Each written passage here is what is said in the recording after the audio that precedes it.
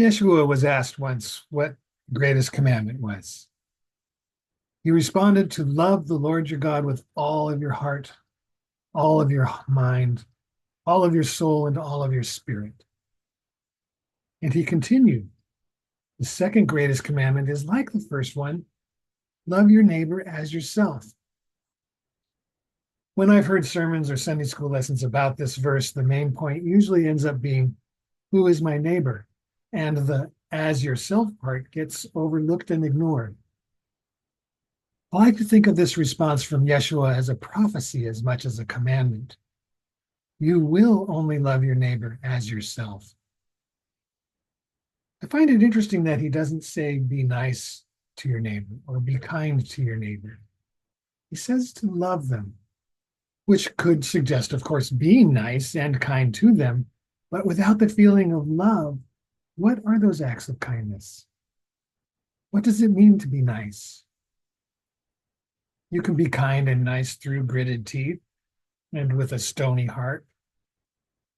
What difference does it make to love them and love them as ourselves?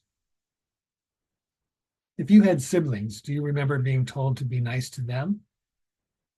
Why, you might have asked. Because he's your brother. She's your sister.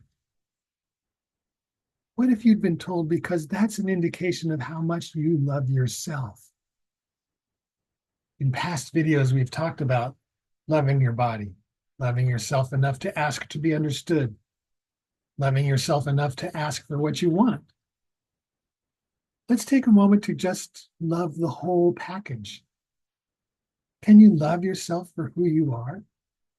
Not so you can ask for what you want or to be understood, not just for a single aspect of yourself, but all of yourself. When I've had the privilege of performing a wedding, I often ask the couple to tell me what they like about their beloved, what attracted them to their partner. The responses always include statements about how their loved one makes them feel, loved, cared for, appreciated, or how their loved one brings out the best in them, or how they feel like they can just really be themselves with their loved one.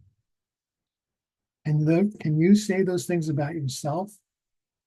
That you feel loved and cared for and appreciated by yourself? That you bring out the best in you?